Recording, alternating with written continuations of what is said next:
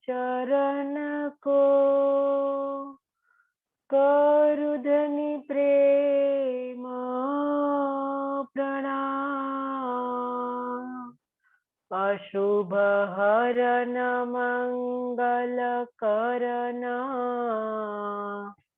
धनेत्री देव चंद्र जिना श्री प्राणनाथ निज मूलपति श्री महराज सुना तेज कुंवर श्यामा युगल को पल पल करू प्रणाम पल पल करू प्रणाम।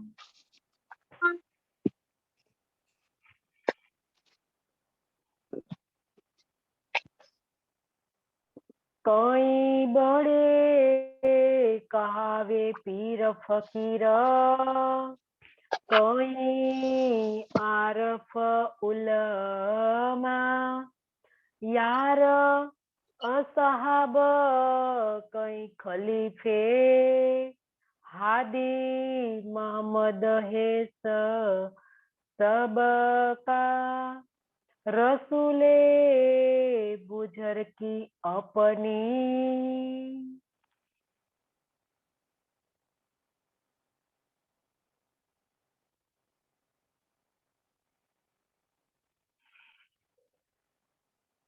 श्री अक्षरातीत धाम धनी प्राण वल्लभ प्राण दुल्हा श्री मेहमत स्वरूप महामती के धाम दिल में विराजमान होकर इस मार्फत सागर वाणी का रसपान करवा रहे हैं। कल की चर्चा में धाम के धनी ने बताया कि जो जबराइल फिरस्ता सब फिरस्तों में जो महान है वो फिरस्ता भी परम धाम के अंदर प्रवेश नहीं कर पाता है क्योंकि उनका स्थान सत्य स्वरूप है। बेहद भूमिका में जो अहंकार का स्वरूप है सत्य स्वरूप वहां उनका स्थान है तो वहां से आगे वो नहीं जा पाया।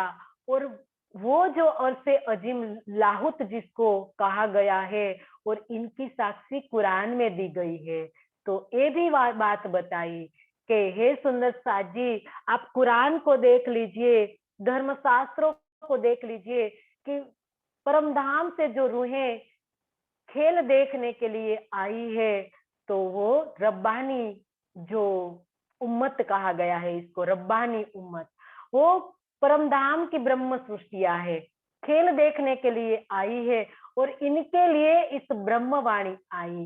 तो लास्ट चौपाई में 80 चौपाई सुंदर सा जी हमने लेनी है तो 79 जो चौपाई है इसके अंदर बताया गया कि तारतम वाणी की महत्ता क्या है कि संसार के अंदर जो विद्वान आए महात्मा आए संत आए फकीर आए ज्ञानी आए कोई आए लेकिन इस सब ने सुंदर साथ जी किसका ज्ञान लिया। सबसे पहले तो परमात्मा को पाने के लिए धर्मशास्त्र को पढ़ा लेकिन जब तक तारतम ज्ञान नहीं आया तब तक किसी ने भी परम धाम की दिशा नहीं बताई।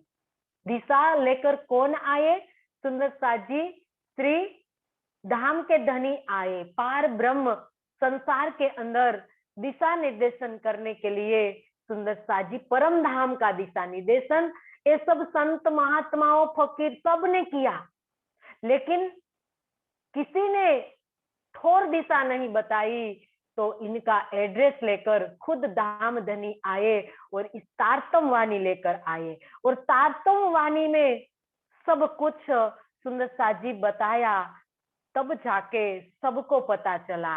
लेकिन ये चौपाई में बताया जो 80 चौपाई हमने पूर्ण कर ली थी कि रसूल बुजर की अपनी दई कहे जहूदों को पर छोड़ बढ़ाई ये चौपाई ले ली थी सुंदरता जी? नहीं ली थी ना।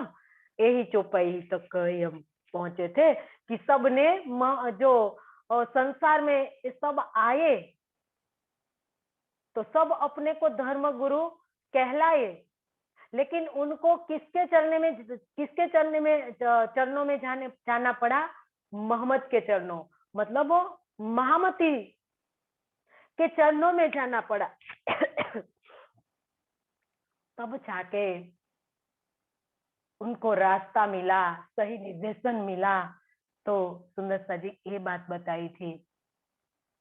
आगे बताई चौपाई के अंदर कि रसूल बुझर की अपनी दई कई जहू दो को, पर ओ छोड़ बड़ाई अपनी आए नहीं कदमो। रसूले बुझर की अपनी, तो मोहम्मद साहेब अलैहि वसल्लम ने उस समय जब अरब में आए तो उस समय अपनी महानता को बताया, सबको अपनी महानता की पहचान कराई। उनको देख के ही सब बता देते हैं कि वो तो खुदा का बंदा है। सुंदर जी, जब मोहम्मद साहब छोटे थे तब उनके चाचा के साथ वो मक्का गए, तो इनको एक पादरी ने उनको देखा, तो उनको देखकर बता दिया कि वो खुदा का बंदा है। तब उनके काका ने उनको पूछा, पादरी को, कि आपको कैसे पता चला? तब कहा कि उनका वर्णन हमारे धर्म शास्त्रों में है, तो उनको देखकर मैं जान गया कि वो खुदा का बंदा है। तो आप इनकी रक्षा करना, अच्छी तरह से आप उनको घर लेकर जाना, उनकी रक्षा करना। तो ये बात है कि महानता उनकी बहुत थी। मोहम्मद साहेब ने उन समय जब आए तो कई प्रकार से सुंदर जी उनकी महानता को दर्शाया था, अपनी रहनी को बनाया था उनके हिसाब से। उनके अंदर अक्षर की आत्म थी, लेकिन अपनी रहनी इतनी महान बनाई थी कि सबको अपनी रहनी की पहचान कराई, लेकिन किसी ने भी पहचान नहीं की। उस समय उन मोहम्मद आए, इससे पहले दाऊद पैगंबर आया, ईसा आया, मूसा पैगंबर आया, लेकिन उनके जो अनुयायी थे उसने मोहम्मद साहिब की पहचान नहीं की। मोहम्मद साहिब एक खुदा की, अल्लाह ताला की पहचान कराते थे, फिर भी किसी ने नहीं की। इसीलिए कहा दई कई यहूदों को, यहूद का मतलब यहूदियों को उनकी पहचान कराई, किंतु वो अपनी महानता मतलब अपनी मान प्रतिष्ठा बढ़ाई वो नहीं छोड़ सके। मोहम्मद साहिब ने जो रास्ता बताया उस रास्ते पर वो नहीं चल सके, तो आए नहीं कदमों, मतलब उनको परमात्मा की पहचान नहीं हुई। तो वैसे तो अरब कुरान के हिसाब से तो मोहम्मद साहिब पर घटित होता है, लेकिन मार्फत सागर ग्रंथ के अंदर प्राणनाथ जी पर घटित होता है। एक बात, ये प्रसंग जो बताया गया है कुरान में भी, ये प्रसंग जो बताया गया है वो श्री प्राणनाथ जी पर घटित होता है। क्योंकि 1735 में जब हरिद्वार में कुंभ मेला लगा, तब देखो ना कितने आचार्यों के साथ शास्त्रार्थ किया धनी ने, श्री प्राणनाथ जी ने। कितने उन समय कितने धर्म शास्त्रों के जो विद्वान आए हुए थे, 4 वैष्णव संप्रदाय के थे। इसके अलावा सुंदर जी कोई आश्रम मठ पंथ कोई आचार्यों वहां इकट्ठे हुए थे, सबके साथ शास्त्रार्थ किया और सबने पहचान कर ली और श्री प्राणनाथ जी की आरती भी उतारी, विद्याभिनंद बुद्ध निष्कलंक उनको घोषित भी कर दिया और कहा कि आखिरी जो निशान है कि उस समय 11 महीना का बरस था। उस समय जो बताया गया था कि बुद्ध निष्कलंक स्वरूप जाहिर होंगे, तो उस समय उस साल 11 महीने का होगा। तो वो भी साबित हो गया। और लास्ट निशान था, साक्षी थी कि धूमकेतु तारा दिखाई देगा आकाश में। तो सबने जाकर देखा तो वो धूमकेतु तारा भी दिखाई दिया। तो सबने स्वीकार किया और उस समय बुद्ध शाखा भी शुरू कर दी। 16 शाखा खत्म करके बुद्ध शाखा की शुरुआत की। लेकिन लिखा हुआ है वाणी में कि जगत भयो अचेत। उनके जो आचार्य थे, गादीपति थे, वो अपनी प्रतिष्ठा, बड़ाई, मान छोड़ नहीं पाया, पार ब्रह्म की पहचान नहीं की, सबने भुला दिया। उस समय तो आरती की, लेकिन अपने अनुयायी की मान प्रतिष्ठा में सब रल गए। देखो, अपने आत्म कल्याण किसी ने नहीं देखा कि सबने मनुष्य तन प्राप्त किया है। और इसीलिए मनुष्य तन प्राप्त हुआ है कि धर्म की पहचान हुए। शरीर माध्यम खलु धर्म साधनम, शरीर एक माध्यम तरीके मिला है तो धर्म की पहचान करने के लिए मिला है। लेकिन यहाँ क्या हो गया, सब अपनी प्रतिष्ठा में बंध गए कि हम पार ब्रह्म के पहचान कर लेंगे और हमारे अनुयायी को हम इतनी पार ब्रह्म की पहचान करा देंगे तो सब उनके चरणों में चले जाएंगे, तो हमारे चरणों में कोई नहीं रहेंगे। तो ये बड़ाई थी, ये प्रतिष्ठा थी। तो किसी ने श्री प्राणनाथ जी ने पहचान नहीं की। सबने शास्त्रार्थ में सबने हरा दिया था प्राणनाथ जी ने, तब जाकर सबने पहचान की कि हमारे शास्त्रों में जो भी निशान बताए गए हैं, जो भी साक्ष्य दी गई है, उसके हिसाब से वो निष्कलंक बुद्ध स्वरूप ही है। तो निष्कलंक बुद्ध स्वरूप मतलब कल की स्वरूप, और उनके अंदर पार ब्रह्म की शक्ति आने वाली थी, सबको पता था। लेकिन आज देखो ना, सब कहाँ उलझे हैं, किसी को पार ब्रह्म की पहचान नहीं करनी है, सब चमत्कार में उलझे हुए हैं। सबको चमत्कार चाहिए, चमत्कार को ही जगत नमस्कार करता है। लेकिन किसी ने नहीं देखा कि एक जीव जो आवागमन के चक्र में घूम रहा है, अपना चक्र काट रहा है। तो आज सृष्टि के प्रारंभ हुए कितने साल हुए, 1 अरब 96 करोड़ 8,53,120 वर्ष हुए, तब से ये जीव आवागमन के चक्कर काट रहा है। तो उनको अखंड विश्व में जो पहुंचाता है, इनसे बड़ा चमत्कार क्या होगा संसार के अंदर? है कोई ऐसा बड़ा चमत्कार? किसी पीर फकीर संत महात्मा विद्वान ने किया है ऐसा चमत्कार कि हमारे जीव को अखंड मुक्ति दे दे? तो ये प्राणनाथ निष्कलंक बुद्ध स्वरूप ने संसार के तमाम जीवों को अखंड विश्व दी है। 8 विश्व के अंदर सब जीवों का स्थान बताया है कि अब कोई जीव को आवागमन के चक्र में नहीं भटकना है। जब परमात्मा की पहचान कर लेगा कोई जीव, तो उनको अखंड विश्व मिल जाएगी। तो इनसे बड़ा चमत्कार और क्या हो सकता है संसार के अंदर? लेकिन किसी ने नहीं देखा, सब अचेत हो गए, सब बेध्यान हो गए और किसी ने पहचान नहीं की। तो आज कितने साल हो गए, 400 साल हो गए इस ज्ञान आए हुए। तो इसीलिए नहीं हुआ है, सबको पहचान इसीलिए नहीं हुई है क्योंकि उनके मठाधीशों ने ही पहचान नहीं की। तो उनके अनुयायी तो जिसने अपने पीछे लगा रखा है, तो वो कैसे पहचान कर पाता है? तो ये बात यहाँ बताई कि हरिद्वार के कुंभ मेले में सबने निष्कलंक स्वरूप का पहचान किया, आरती उतारी, लेकिन अपने शिष्यों के सामने अपनी प्रतिष्ठा, मोह को, वो बंधन को, मोह का जो बंधन था वो नहीं तोड़ पाया और पार ब्रह्म को ठुकरा दिया और अपनी प्रतिष्ठा को गले लगा लिया। सोचिए क्या मिला होगा उनको? सिर्फ मान, प्रतिष्ठा, बड़ाई, जिनको प्राणनाथ जी ने कहा कि पैजारो मतलब पैरों की जूती, मान प्रतिष्ठा जो है वो तो यहाँ का है, संसार की चीजें है, और संसार की सारी चीजें जो धन है, प्रतिष्ठा है, पद है, वो तो सारे का सारा नष्ट हो जाने वाला है। लेकिन जो पार ब्रह्म है, जो आज संसार उनको खोज रहा है, उनको सुंदरता जी तिलांजलि दे दी अपनी प्रतिष्ठा के लिए।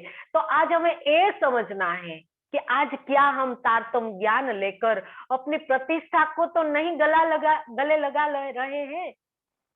जब हमने अपनी प्रतिष्ठा हमें चाहिए तो कभी हमें पार ब्रह्म की पहचान नहीं होगी। सुंदरता जी, पार ब्रह्म के चरणों में जाने के लिए सबसे बड़ी बाधा प्रतिष्ठा है। जब हम अपनी प्रतिष्ठा संसार में पाना चाहते हैं कि कोई हमें बड़ा कहे, कोई हमें अच्छा कहे, कोई हमें बड़े ज्ञानी कहे कि इतनी अच्छी चर्चा कर रहे हैं, सब अपने चरणों में आ जाए, ऐसा जब हमें सुंदर साथ जी हमारे दिल में होगा, कभी हमें पार ब्रह्म की पहचान नहीं होगी, कभी हमें धनी का साक्षात्कार नहीं होगा, कभी हमारी आत्मा जागृत नहीं होगी, हम विद्वान बन के रह जाएंगे।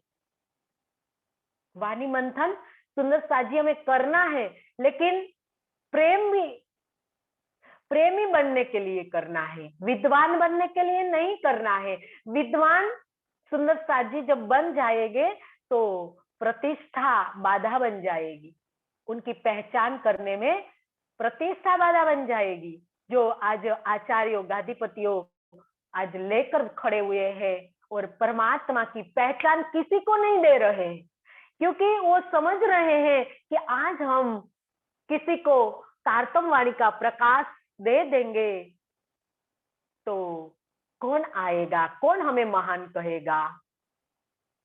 तो सुंदर साथ जी आज देखो ना, मंदिरों में से कहाँ प्रकाश हो रहा है, सब अपनी अपनी बड़ाई लेकर बैठे हुए हैं और सत्यता जाहिर ही नहीं कर रहे हैं कि सबको चितवन में ले जाना है। और चितवन में जब सब चले जाएंगे तो कौन शरीयत पालेगा। तो सबको शरीयत में बांध रखा है, सारा संसार आज तारतम ज्ञान लेकर पूरी शरीयत पाल रहा है। और धनी ने 3 साल हमें बताया, एक पथ प्रदर्शक तरीके हमें बताया कि चितवन के माध्यम से ही आपकी आत्मा जागृत होगी। लेकिन आज तो सारे संसार के अंदर सुंदरता जी जागने लीला नहीं चल रही है, फरामोशी की लीला चल रही है। वैसे अभी कुछ साल से चितवन का जो महत्ता चली है, लेकिन इतनी नहीं चली है जो धनी हमारे हमारे ऊपर आशा रखे बैठे हुए हैं। आज तो सारा संसार सुंदरता जी चितवन करना, 40 लाख जो सुंदर साथ है ना, सारे का सारा आज चितवन करता करता तो आज सारे संसार में हम सबको बता देते, ब्रह्मवाणी का प्रकाश सब ले लेते। क्योंकि आज हम ही संसार की भांति चल रहे हैं, कर्मकांड कर रहे हैं, तो कौन लेगा। निजानंद संप्रदाय जो आया है सबको पथ प्रदर्शक भूमिका दिखाने के लिए, पथ प्रदर्शक तरीके आया है, मार्गदर्शन देने के लिए आया है, लेकिन खुद ही उलझ गए तो कैसे हो रास्ता दिखाएगा। तो ये बात सुंदर साथ जी सब आचार्यों ने भूल कर दी, प्राणनाथ जी की पहचान नहीं की, और खुद ने तो नहीं की लेकिन उनके अनुयायियों की भी को भी नहीं करने दी। सब अपने में बांध रखा, संप्रदाय में बांध रखा, आश्रम के क्षेत्र विशेष में बांध रखा, वर्ग विशेष में बांध रखा, तो सब बंध गए, व्यक्ति विशेष में बंध गए, कोई संप्रदाय विशेष में बंध गए, कोई क्षेत्र विशेष में बंध गए, कोई वर्ग विशेष में बंध गए, और पार ब्रह्म को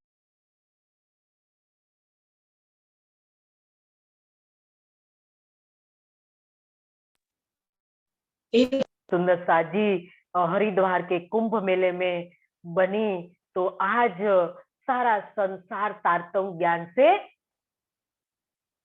तड़प रहा है। तारतम ज्ञान का प्रकाश किसी के पास, तो ये बताया कि तारतम ज्ञान की महत्ता को दर्शाया कि तारतम ज्ञान जब तक कोई नहीं लेगा तब तक विश्व में प्रवेश नहीं मिलेगा। विश्व में प्रवेश करने के लिए ही तारतम चाहिए। तारतम का मतलब 6 चौपाई का की बात नहीं है। तारतम का मतलब अपने दिल में धारण करना, धनी की शोभा को दिल में धारण करना, परम धाम की शोभा को दिल में धारण करना, इसको कहा है तारतम।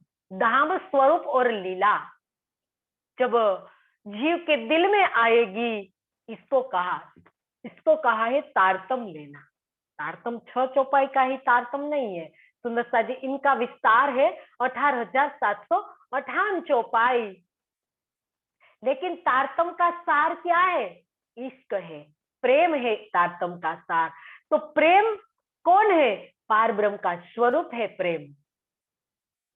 तो जब हम दिल में बसाएंगे प्रेम के स्वरूप को, तब तो पता चलेगा, अंधकार से ये जीव बाहर निकलेगा और इनको पार ब्रह्म की पहचान हो जाएगी, धाम की पहचान होगी, धनी की पहचान होगी, तो लीला की पहचान होगी। तो इसको कहा है तारतम लेना। तो सुंदर सा जी, ये तारतम जब सब जीवों को पहचान होगी तो अखंड विश्व का दरवाजा खुल जाएगा। और ये आचार्यों की जो बात कही सो पर वो छोड़ बढ़ाई अपनी आए नहीं कदमों, प्राणनाथ जी के चरणों की पहचान नहीं कर पाए, क्योंकि अपनी प्रतिष्ठा नहीं छोड़ पाए। कोई कहावे खावंद कल में, कोई साहेब शरीफे किताब, होय न काम मोहम्मद बिना, जीन सिर आखरी सिताब।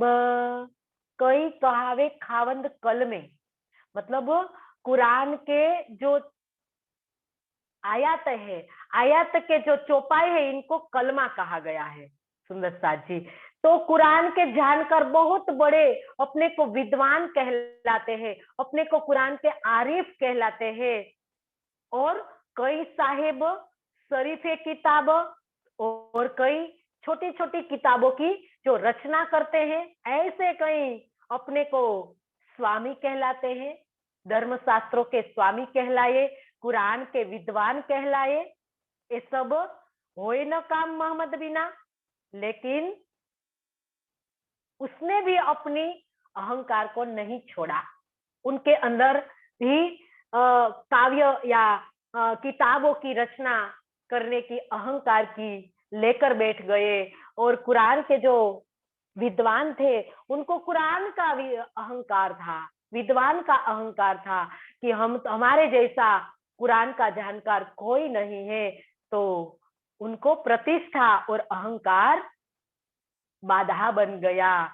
और होय न काम मोहम्मद बिना, जिन सिर आखरी सिताब। और सुंदर साथ जी, जब कुरान सहित सभी धर्म शास्त्रों का खुलासा किसने किया? मोहम्मद के बिना कोई हो सकता है? हकी मोहम्मद की बात की गई है, मोहम्मद रसूल ने नहीं किया खुलासा। सबने खुलासा, सब शास्त्रों का, कुरान का, वेद का, भागवत का, गीता जी का, सबका खुलासा किसने किया? हकी मोहम्मद ने किया। तो ये हकी मोहम्मद के बिना कोई आखिरी पैगंबर हो ही नहीं सकता है। तो ये आखिरी पैगंबर हकी मोहम्मद जो है, तो सबकी सुंदर साजी, सबकी शोभा इनके अंदर समा गई। सब जो भी उलमा है, जो भी खलीफा है, जो भी साहेब शरीफे है, सबकी महिमा श्री प्राणनाथ जी के अंदर समा गई। तो ये बात बताई सुंदर सा जी। जहूद न सारे पैगंबर,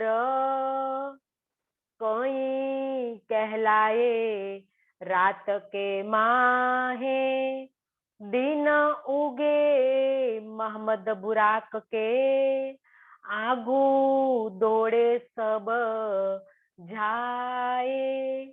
जहूद नसारे पैगंबर, जहूद मतलब यहूदिया, यहूदियों, और नसारे का मतलब ईसाई।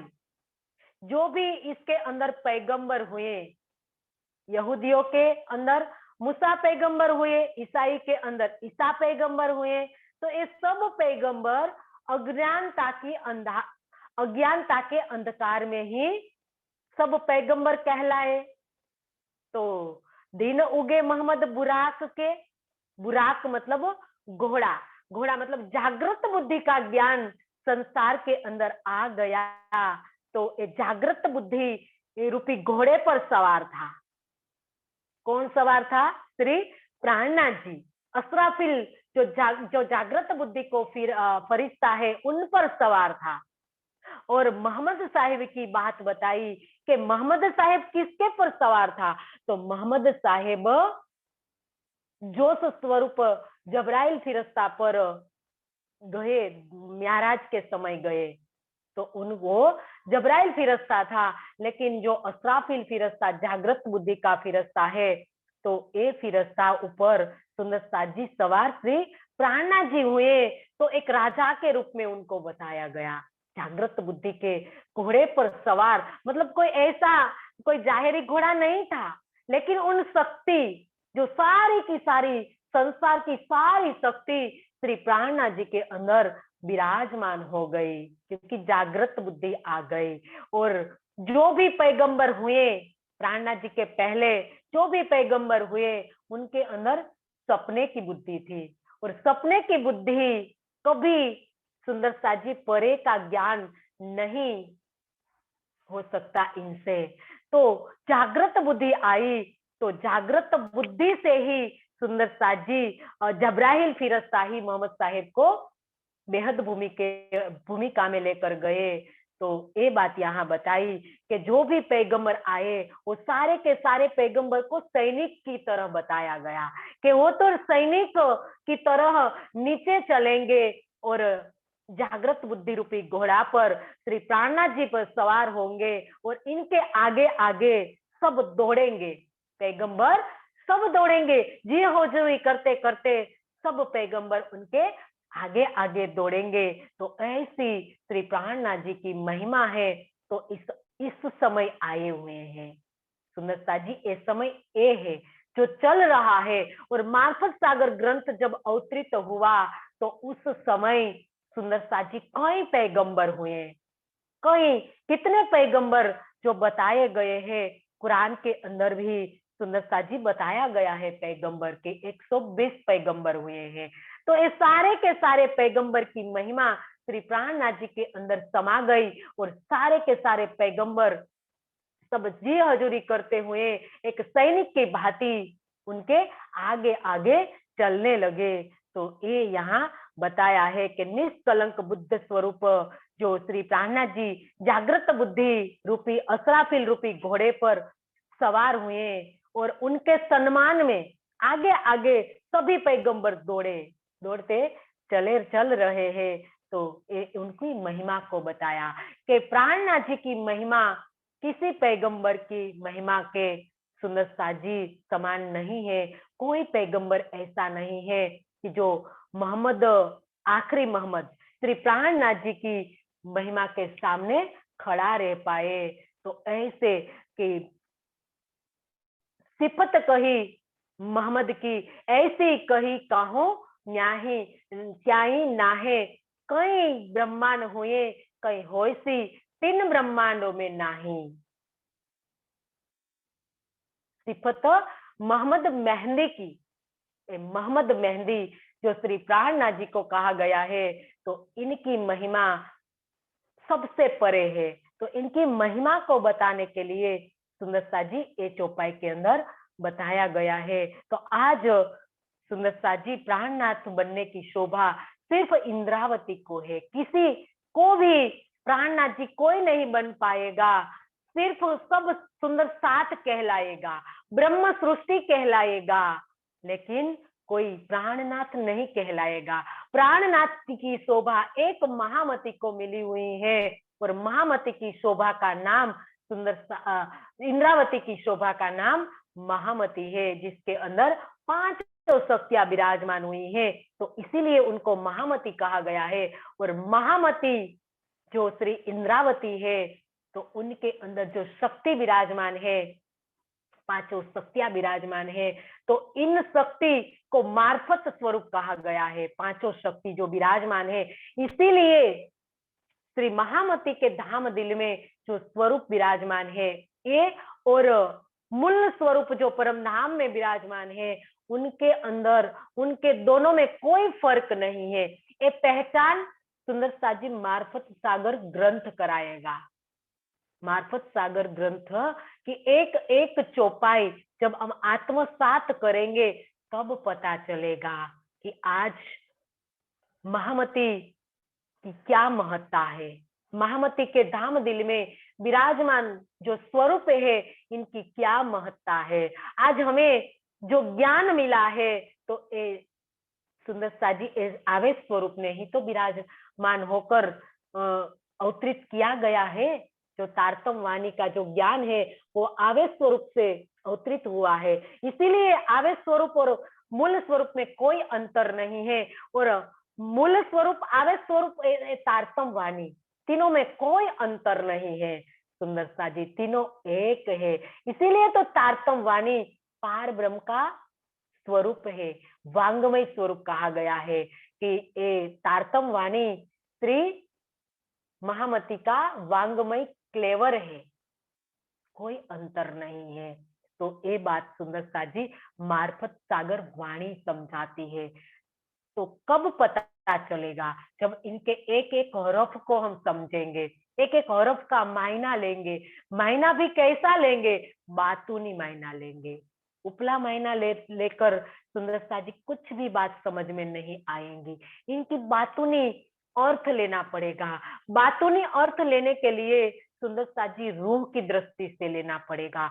दुल्हन के भाव में हम वाणी मंथन करेंगे, तब जाके हमें पता चलेगा कि प्राणनाथ जी की महिमा क्या है। महिमा शब्दों से परे बताई है, शब्दों में नहीं आएगी। सुंदर साथ जी कैसे बताएंगे? जो इष्ट का स्वरूप है, जो शब्द से परे है, कि अब कहूं मैं इश्क की बात, इश्क है शब्दातीत साक्षात। तो वो स्वरूप तो महामती के दिल में विराजमान है, तो इसकी महिमा का वर्णन कैसे करें? इसके लिए कोई शब्द नहीं है सुंदर साथ जी। ये अनुभव का विषय है, इनका अनुभव करना है, इनकी महिमा का, तब पता चलेगा। श्री महामती ने इसका अनुभव किया, तो आज वो बता रही है कि इनकी महिमा का वर्णन मैं कैसे करूं? कोई शब्द ही नहीं है मेरे पास इसका वर्णन करने के लिए। हे सुंदर साथ जी, आप सब इनकी महिमा को जाने। जब जानोगे तब पता चलेगा कि इसकी महिमा क्या है। तो सुंदर साथ जी, ये मार्फत सागर से हमें विदित होगा। देखो ना मेराज में किताब सिकंदर, असवार मोहम्मद की जलेब में चले प्यादे पैगंबर। अब जलेब सुंदर साथ जी फारसी भाषा का शब्द है, जिनका अर्थ होता है सेना। देखो नामे म्याराज में किताब सिकंदर, म्याराज नामे जो ग्रंथ है, म्याराज नामा कतब परंपरा का जो ग्रंथ है, इनके अंदर जो किताब सिकंदर नामक किताब लिखी हुई है, तो इनके अंदर एक प्रसंग बताया गया है कि असवार मोहम्मद की जलेब में, जब मोहम्मद असवार होगा, मतलब मोहम्मद मेहंदी हकी मोहम्मद एक असवार हो गए एक घोड़े पर, और इनके जलेब मतलब सेना के रूप में कौन होंगे? सब पैगंबर होंगे। तो ये बात सुंदर साथ जी म्याराज नामे के ग्रंथ में लिखी हुई है, जो श्री प्राणनाथ जी पर घटित होती है। कि हमारे जी प्राणनाथ जी श्री धाम के धनी जो जागृत बुद्धि संसार के अंदर आई, तो असराफिल फरिश्ता रूपी घोड़े पर श्री प्राणनाथ जी सवार होंगे और इनको सब पैगंबर, मतलब पैगंबर किसको कहा कि सबने संसार के अंदर जिसने परमात्मा की पहचान कराई, तो तारतम वाणी से पहचान आज कौन कराएंगे? सुंदर साथ जी, जो उनकी उम्मत संसार के अंदर आई है तो वो तो पहचान कराएगी है। तो वो सारे संसार के अंदर परमधाम की ब्रह्म सृष्टिया पहचान कराएगी, तो इसको भी पैगंबर कहा है। तो ये पैगंबर के समान सुंदर साथ जी किसी की महिमा संसार के अंदर नहीं होगी, और सारे के सारे पैगंबर ब्रह्म सृष्टिया श्री प्राणनाथ जी की महर से चलेंगे, उनकी इजाजत से, उनके निर्देशन से चलेंगे, और सारे संसार के अंदर एक पार ब्रह्म की पहचान कराएंगे। अस्वार मोहम्मद की जलूब में चले प्यादे पैगंबर, मतलब आखिरी मोहम्मद की सेना में सुंदर साजी ज्ञानियों की सेना कही गई है। सेना कोई और नहीं है, ज्ञानियों की सेना मतलब एक तारतम ज्ञान लेकर जो भी सेना चलेगी, तो ये सभी पैगंबर उनके समान में पैदल चल रहे हैं। तो ये सुंदर साथ सब अपनी अपनी हिसाब से प्राणनाथ जी की पहचान सबको करा रहे हैं। तो ये सारे के सारे किसकी सेना है? प्राणनाथ जी की, आखिरी मोहम्मद की सेना के अंतर्गत सबको माना जाएगा। तो सुंदर साथ जी, ये अभी का समय है, ये समय जो तारतम ज्ञान का प्रकाश लेकर सबको पहचान कराएंगे, तो ये ज्ञान से पहचान होगी। सब जीवों को पहचान कैसे होगी? ज्ञान से पहचान होगी। सब ये तारतम ज्ञान का पहचान लेंगे, खुद लेंगे और दूसरे को देंगे। तो सुंदर साथ जी ये बात यहाँ बताई है कि ए सतवाणी मत के लेव जो इनको सार, और तो में अंगना नार कहा है ना कि ए सुख देव ब्रह्म सृष्टि को, तो में अंगना नार। एक कोल एक सुंदर साथ जब पूरा करेंगे, तो सारे संसार के अंदर सबको एक परमात्मा की पहचान होगी, सब एक झंडे के नीचे आएंगे। तो आगे की चौपाई में सुंदर साथ जी ये बताया है कि बैठा वे आठों बिस्त में, छोटा बड़ा जो कोय, जो जैसा तैसी तीनों, मोहम्मद पहुंचावे सोए। अब सुंदर साजी सब पैगंबर जितने भी ज्ञानी आए संसार के अंदर, सब पैगंबर आए, तो आखिरी मोहम्मद के अंदर सबकी महत्ता समा गई। तो आखिरी मोहम्मद ही सबको क्या करेंगे? सबको ज्ञान देंगे। तो एक ज्ञान से सुंदर साजी क्या होगा? बिस्त का दरवाजा खुल जाएगा। तो बैठा हुए आठों बिस्त में, इस ब्रह्मांड के अंदर सभी जीवों को अखंड बिस्त में भेजेंगे, और चाहे बड़ा हो या छोटा हो, चाहे कोई भी हो, ऐसा नहीं है कि कोई धनवान को ही बिस्त मिलेगी या कोई इतने रुपये देंगे इनको ही बिस्त मिलेंगी, ऐसा नहीं है। सुंदर साथ जी प्राणनाथ जब न्याय के तख्त पर बैठे हुए हैं, वो छठे दिन के अंदर सुंदर साथ जी अभी छठा दिन चल रहा है, और छठे दिन जो मोमिनों का जो दिन है, ब्रह्म सृष्टि सुंदर साथ का जो दिन है, तो इस समय में सब प्राणनाथ जी की सबको पहचान होगी, और इनके जो सिरदार है श्री प्राणनाथ जी, उनकी महिमा से सबको अखंड बिस्त मिलेगी। और चाहे कोई भी हो, अपनी करनी के अनुसार संसार के अंदर सबको अखंड बिस्त के अंदर अखंड किया जाएगा। तो 8 बिस्त बनी हुई है। सुंदर साथ जी कहाँ बनी है? बैठा हुए आठों बिस्त में। आठों बिस्त कहाँ बनी है? क्योंकि संसार को पता नहीं है, सुंदर साथ है, उनको पता है कि 8 विस्त कहाँ बनी है। तो सुंदर साजी योग माया के ब्रह्मांड में बनी है। आज तक तो संसार स्वर्ग और वैकुंठ में ही अखंड मुक्ति दिलाता आया है। सुंदर साजी ये टेम्पररी मुक्ति थी, लेकिन जब प्राणनाथ संसार के अंदर बुद्ध निष्कलंक कल्कि स्वरूप आए तो बताया ना आगे कि इतना चमत्कार किया, सब जीवों को अखंड करना है। तो अखंड कहाँ करेंगे? तो 8 विश्व में अखंड करेंगे कि जहां सुंदर साजी कभी मिटे नहीं। तो ऐसा स्थान कहाँ है? तो योग माया के ब्रह्मांड में, जहां बन जाता है लेकिन मिटता नहीं है, वो अखंड हो जाता है। योग माया के ब्रह्मांड को अविनाशी कहा गया है, जहां बन जाता है लेकिन मिटता नहीं है। तो ऐसे योग माया के ब्रह्मांड के अंदर सुंदर साजी 8 विस्त बनी हुई है। सबसे पहली विस्त सत्य स्वरूप में 2 विस्त बनी हुई है, जिस पर ब्रह्मात्मा की सुरता बैठी हुई है। खेल देखने के लिए आई है ब्रह्मात्मा संसार के अंदर।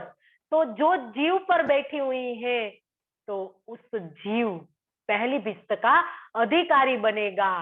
तो सुंदर साजी तारतम वाणी आने से तो ऐसा भी धनी ने मिटा दिया कि ऐसा भी कोई नियम नहीं है कि ब्रह्म सृष्टि जीव जिस जीव पर बैठेगी वो ही पहली विस्त में जाएगा, ऐसा नहीं है। अब तो तारतम वाणी का प्रकाश जिसको मिलेगा और जो भी जीव ब्रह्मात्मा जैसी ब्रह्मांगना जैसी भावना करेगा, तो वो जीव को भी पहली विस्त मिलेगी।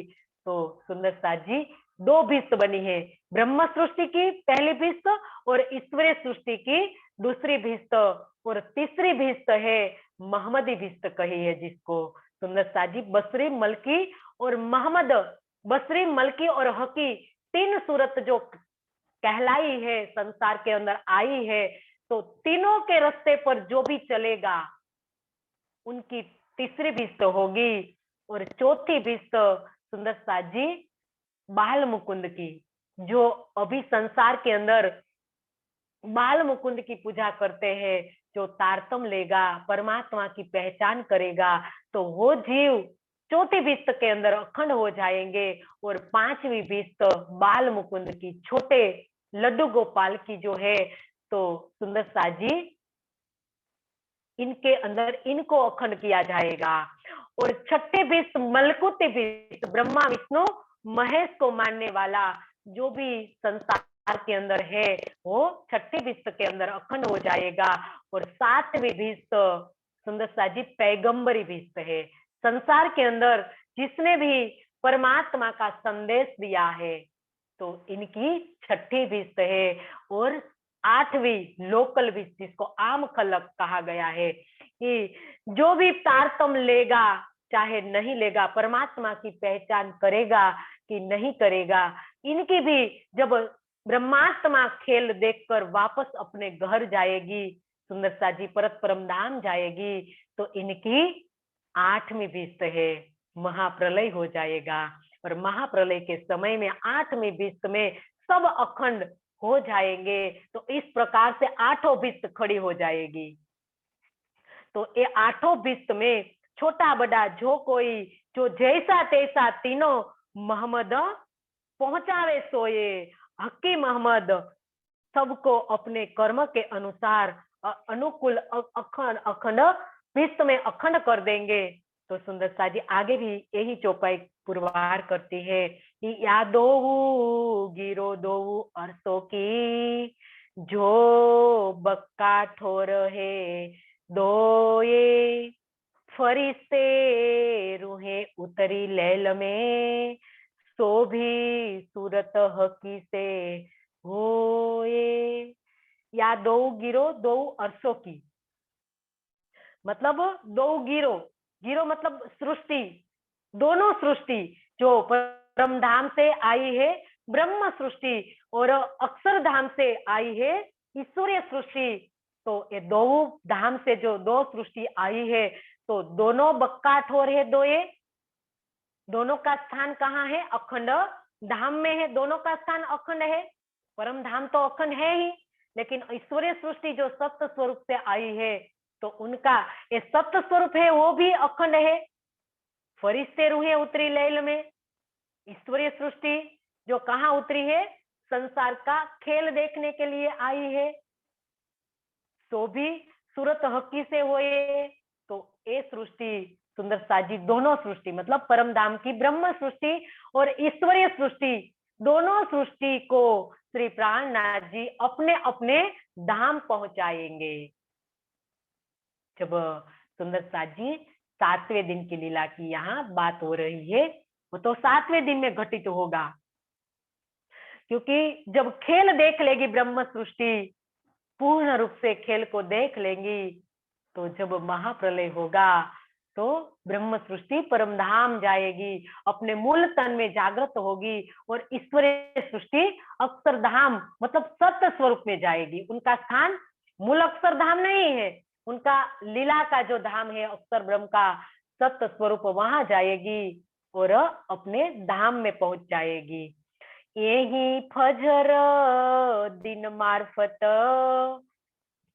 सब आवे माहे दीन, तब ही मूसा तब ही मुआ दज्जाल आया सबो आकीन। यही फजर दिन मार्फत ये दिन है, ये स्वर्णिम समय है जिसमें पार ब्रह्म की पूर्ण पहचान सुंदर साजी होने वाली है। इस समय को बताया है, स्वर्णिम समय है। इसीलिए तो कहा कलिर धन्यम कलिर धन्यम कलिर धन्यम, जिसको कहा गया है। क्यों? क्योंकि इस समय में तारतम ज्ञान आया है और तारतम ज्ञान लेकर ही सुंदर साजी ये अज्ञानता रूपी रात्रि को नष्ट होने वाली है। अब किसी के अंदर अज्ञानता नहीं रहेगी। और दज्जाल किसको कहा है? दज्जाल को भी तो सुंदर साजी अज्ञान को कहा है, और हमें पहचान नहीं परमात्मा की, वो तो दज्जाल है, वो तो अज्ञान है। तो जब तारतम ज्ञान आएगा तो मार्फत का सूर्य उग गया। अब तो सुंदर साजी अब ऐसा नहीं है, पूर्णमासी का सूर्य चंद्र नहीं है, नहीं दूज का चंद्र। दूज के चंद्र में सुंदर साजी थोड़ा सा ही दिखाई देता है, लेकिन जब पूर्णमासी का चंद्र उग जाता है तो इनमें इनसे भी ज्यादा दिखाई देता है। लेकिन जब सूर्य मार्फत का उग जाएगा मतलब दोपहर का सूर्य जब होगा, तो इनमें कोई चीज सुंदरता जी ऐसी होगी कि कोई चीज नजर नहीं आएगी। छोटी भी चीज होगी तो भी इनके अंदर दिख जाएगी।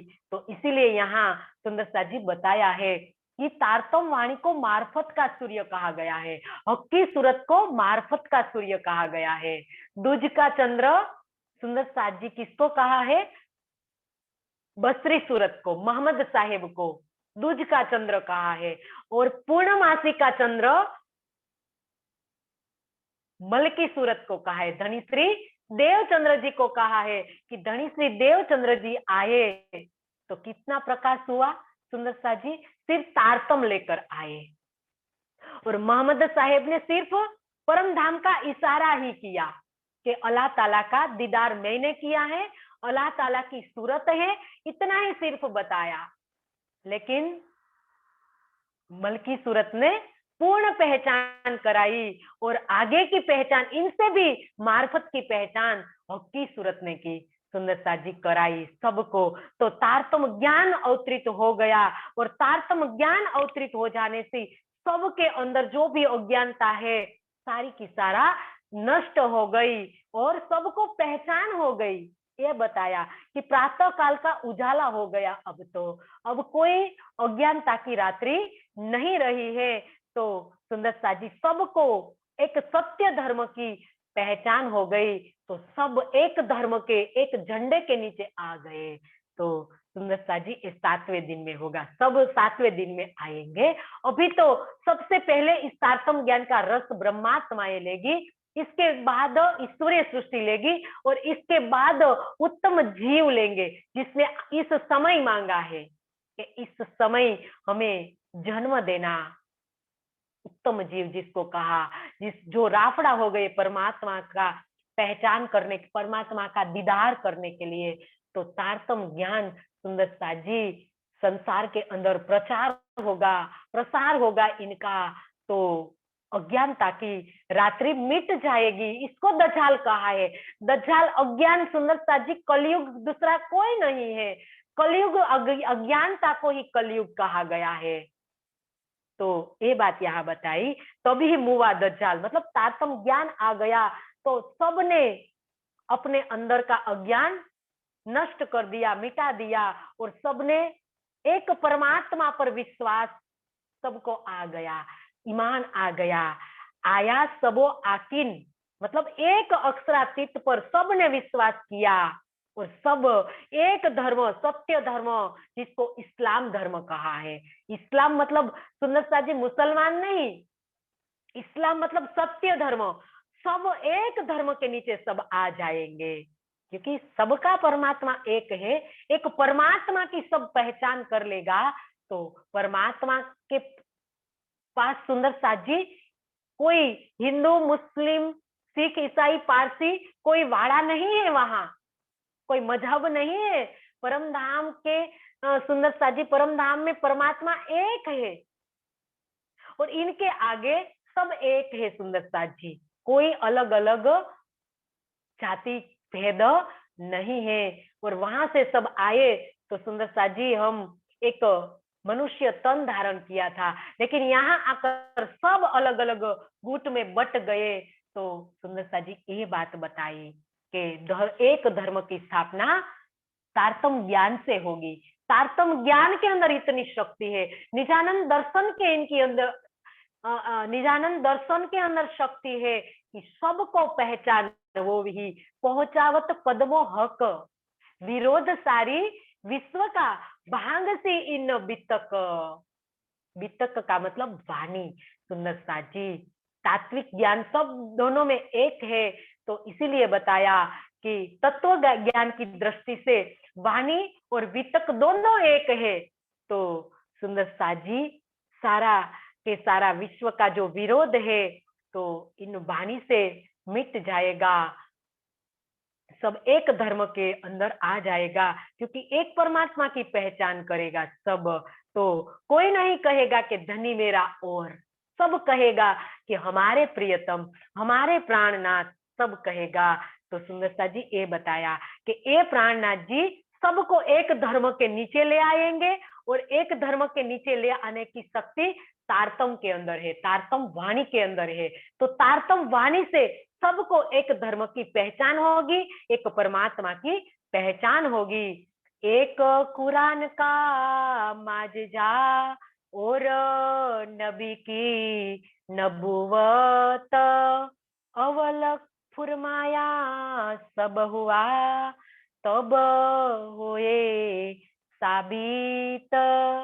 बता दिया सुंदर साथ जी इस चौपाई के अंदर कि इस तारतम ज्ञान के प्रकाश में समस्त विश्व को, समस्त पूरा ब्रह्मांड एक परमात्मा पर विश्वास ले आएगा। सब एक परमात्मा का उपासक बनेगा, तब जाके कुरान का चमत्कार सिद्ध होगा। कुरान के अंदर जो भी बातें बताई गई है, कुरान का माजजा मतलब कुरान का चमत्कार। और इनको दूसरे शब्दों में सुंदर साथ जी अभी का अभी समय हम समझे तो तारतम वाणी के प्रकाश में सारा का सारा होगा, कि तारतम वाणी के प्रकाश में कुरान का जो चमत्कार है और नबी की नबूवत, नबी की सत्यता सिद्ध हो जाएगी। सारे जो मोहम्मद साहब को अंतिम पैगंबर कहा गया है कुरान के हिसाब से, क्योंकि कुरान के हिसाब से मोहम्मद जो है इस्लाम कतेब परंपरा का अंतिम पैगंबर है। लेकिन जो आखिरी पैगंबर जो आने वाले थे हकी सूरत श्री प्राणनाथ जी, जिसको आखिरी पैगंबर कहा गया है, तो ये आखिरी पैगंबर से ही सुंदर साजी कुरान की सत्यता और नबी की सत्यता सिद्ध हो जाएगी कि नहीं, कुरान के अंदर जो भी बात बताई गई है वो सत्य है। और मोहम्मद साहेब ने जो भी बात कही है वो सत्य है। उस समय उसने जो भी बात कही थी वो सत्य है, सत्य साबित हुई ना। तारतम ज्ञान के प्रकाश में पता चला कि मोहम्मद साहेब गए थे मिराज की रात्रि में और अल्लाह ताला का दीदार किया और 90,000 अरफ लेकर आए। तो कैसे पता चला? जाहिर मुसलमान कुरान लेकर क्या जाना उसने? कुछ पता नहीं चला उनको। सिर्फ कलमा नमाज वो पढ़ रहे, हज कर रहे, 5 जो शरीयत के जो 5 बताया गया है वो नियम पाल रहे हो। उनको पता ही नहीं है कि 30 जो लेकर आए थे मोहम्मद साहेब वो कौन सा था। 30 जो कुरान के अंदर उसने रखा हुआ था, मुक्त मुक्त हरफियात, मुक्तियात जिसको कहा है, हरफे मुक्तियात जिसको कहा गया है। तो ये 30 जो कुरान में रखा हुआ था इनका भी पता नहीं है। और 30 बातून में मोहम्मद साहिब ने जाहिर ही नहीं किया था, उनकी जुब्बा पर चढ़े ही नहीं थे। तो ये यहाँ सुंदर साथ जी बताया कि तारतम वाणी के प्रकाश में सिद्ध हुआ कि कुरान सत्य ग्रंथ है और मोहम्मद साहेब सत्य है, कोई दूसरा नहीं है। जो स्वरूप ने रास में लीला की वही स्वरूप मोहम्मद बन के अरब में गए थे। ये पता हमें तारतम वाणी के प्रकाश में चला। नहीं तो हम क्या समझते थे सुंदर साथ जी कि वो तो मोहम्मद साहिब तो मुसलमान के हैं, वो तो हमारे नहीं है। लेकिन तारतम ज्ञान के प्रकाश में समझ में आया कि कुरान का उत्तराधिकारी तो ब्रह्मात्मा है और हमारे लिए कुरान आया है और मोहम्मद साहेब भी हमारे लिए आए हैं। तो ये बात सिद्ध हो गई कि मोहम्मद साहेब सत्य है और कुरान भी सत्य है। अव्वल फुरमाया सब हुआ। मोहम्मद साहेब ने आगे जो भी कहा था वो सब सत्य सिद्ध हुआ, तब होए साबित और वह सब सत्य प्रमाणित सिद्ध हो गया। सुंदर साथ जी, तो ये न्याय की लीला जब योग माया के ब्रह्मांड में होगी तब जाके सबको सुंदर साथ जी विदित हो जाएगा कि कुरान क्या है, मोहम्मद साहेब क्या है। इसके बाद धनी श्री देवचंद्र जी जागृत बुद्धि जब आई संसार के अंदर तो देवचंद्र जी को जो जागृत बुद्धि का अवतार कहा गया है। तो ये कौन है? और हक्की सूरत जो श्री प्राणनाथ जी बनकर आए, तो हक्की सूरत कौन है? इस सारे संसार को विदित योग माया के ब्रह्मांड में होगा। सारा संसार ये पहचान नहीं करेगा। सुंदर साथ जी, तो ये बात यहाँ भविष्य के रूप में बताई गई है। आयात आयाते हदीसे, आयाते हदीसे सब कहे खुदा एक मोहम्मद बरहक, और कोई न और न कोई आगे पीछे बिना मोहम्मद बुजरक। आयाते हदीसे सब कहे, कुरान की आयातों तथा हदीसों में सुंदर साथ जी ये बात कही गई है कि खुदा ताला अर्श अजीम से आएंगे और परमात्मा एक है, सच्चिदानंद परमात्मा एक है। कुरान के अंदर कहा है कि अल्लाह ताला एक है। बाइबल में कहा है कि तुठ supreme तुठ God is only one जिसको कहा गया है। तो सब बात तो एक ही कर रहे हैं। कुरान हदीसों में भी यही बात कही है कि खुदा ताला एक है और न कोई आगे पीछे, इनके आगे पीछे कोई नहीं है। मतलब श्री प्राणनाथ जी के समान संसार में कोई भी नहीं है, जिसको हमने हिंदू शास्त्रों में सुंदर साथ जी बताया है, न त्वावामा अन्यो न पार्थिवो न जातो न जनिष्यते। परमात्मा के समान संसार के अंदर कोई हुआ नहीं है, कोई है नहीं और कोई होगा नहीं। इनकी महिमा किसी के समान नहीं है। ऐसे परमात्मा सच्चिदानंद जिसको कुरान में अल्लाह ताला कहा है, जिसको बाइबल में सुप्रीम ट्रुथ गॉड कहा है, जिसको गुरु ग्रंथ साहिब के अंदर नानक एको सुमरिये कहा है, इनको ही सुंदर साथ जी हिंदू शास्त्रों के अंदर बुद्ध निष्कलंक स्वरूप जिसको परमात्मा कहा गया है, बात एक है, सब एक परमात्मा की बात करते हैं। तो ये परमात्मा की महिमा के समान संसार में किसी की महिमा नहीं है, ये बात बताई। और न कोई आगे पीछे बिना मोहम्मद बुजरक, बुजरक मतलब महिमावान, गरिमावान, इनकी गरिमा किसी के समान नहीं है। तो सुंदर साथ जी, ये है अद्वितीय महिमा है इनकी, क्योंकि वो है ही महिमा से परे, शब्द से परे। सुंदर साथ जी, तो क्या इसका वर्णन करे। तो सुंदर साथ जी, इनकी पहचान करनी है, ये परमात्मा की पहचान करनी है। तो ये मार्फत वाणी पर पहचान कराती है कि एक परमात्मा की पहचान कौन कराएगा। मार्फत सागर जो वाणी है, इनसे पहचान मार्फत की होगी। यहाँ मार्फत की चर्चा चल रही है और धनी हमें मार्फत की बात बता रहे हैं कि हे सुंदर साथ जी, आप मार्फत सागर का एक एक शब्द को आत्मसात कीजिए। जब तक आप आत्मसात नहीं करोगे, तब तक कुछ आपके पल्ले नहीं पड़ेंगे। आत्म जागृति के लिए सबसे पहले वाणी मंथन करना पड़ेगा, वो भी रूह दिल से करना पड़ेगा। तब जाके सुंदरता जी, हमारी आत्मा जागृति के पथ पर चलेगी, और चलेगी ही नहीं, सिर्फ दौड़ेगी। तो सुंदरता जी, इतना कह के वाणी को विराम देंगे क्योंकि समय पूरा हुआ है। और चौपाई दोहरा ले। आयाते हदीसे सब कहे, खुदा एक मोहम्मद बरहक, और न कोई आगे पीछे बिना मोहम्मद बुजरक,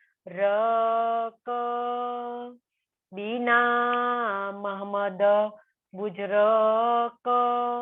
बोलिए श्री प्राणनाथ प्यारे की जय, सदगुरु महाराज की जय। सब सुंदर साथ के चरणों में कोटि कोटि प्रणाम।